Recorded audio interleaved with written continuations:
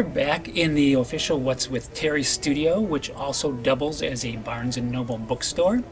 And my guest today is author Susan Kaye Quinn. So what am I thinking right now?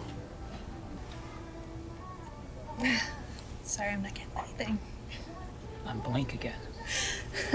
The reason I ask is because Susan has just published a paranormal young adult book called Open Minds, which takes place in a future time when just about everybody can read other people's minds, and that causes some complications for her hero, who is a young teenage girl named Kira. That's right. Kira is what we call a zero, which means that she cannot read minds. In this future world, everyone reads minds, and the society has adapted to that reality.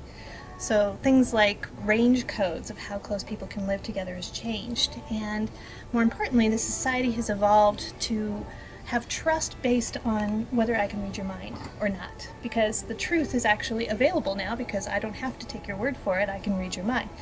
So zeros, like Kira, cannot read minds and cannot be read by others, and so they're untrustworthy and they're sort of relegated to the bottom of the barrel of society. And that causes a lot of problems for her. Now, having read the entire book, I can attest that Kira goes through quite a journey, both physically and emotionally.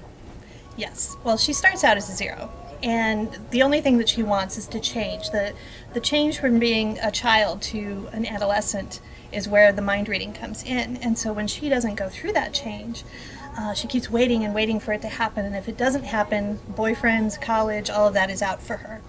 And so she's desperately hoping for this to happen. Well, it doesn't.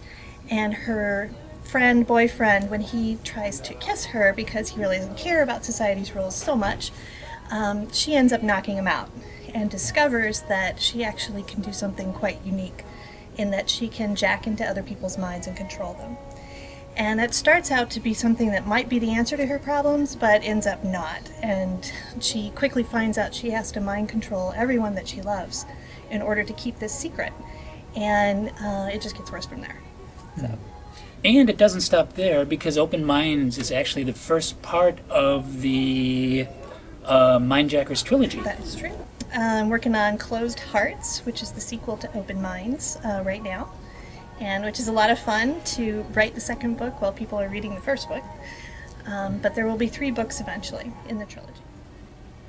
Now, you've done a lot of promoting for Open Minds through social networking. Can you give us some examples of what that is like? I have a very supportive online writer community as well as in-person writer community. But sort of the nexus of that is my blog. And I do a lot of blogging and reach people that way, talk about my writing, talk about kids and books and technology. I was an engineer before I was a writer. And so I talk about all sorts of things on there. And I also am on Twitter and Facebook. And basically those are great ways to network with readers, writers, just general people that care about you and enjoy your work.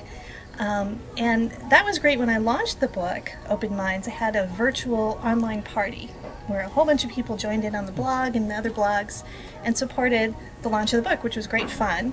I had fun with it, and it also started a little bit of the buzz for the book, and I got it sort of rolling along, which was wonderful. So I do a lot of that, and I also go, now that the book is launched, I'm moving more into things like doing giveaways, doing blog tours with book bloggers who are people who review books.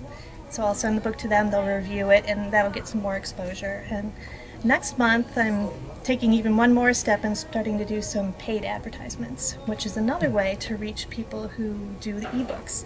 There's places like Pixel of Ink or Kindle Nation Daily that do paid ads. So it's all new, and I'm figuring it out as I go, like most everybody else. So the social networking must be working out, because I just saw on Facebook that Open Minds is on Amazon's list of some of the top science fiction bestsellers. Yes, I was very excited to see that. It's not easy to get on the top of the science fiction category in Amazon or anywhere near the bottom. So I was excited to see that. It goes up and down, so sales go up and down, but people are excited about the book, so it's nice to see. So if people wanted to buy a copy of Open Minds, where would they go to do that? Open Minds is available as both an ebook and in paperback, as you have a copy. They can find it on barnesandnoble.com and amazon.com. I'm also working with an international marketer to get it overseas, and so you can actually buy it in paper and ebook in the UK and Germany and places like that. And pretty much anywhere that ebooks are sold, iTunes, Kobo, Sony, anything like that. I'm trying to be everywhere. Well, that sounds very interesting, and I want to thank you for coming by and visiting with us today. Thank you.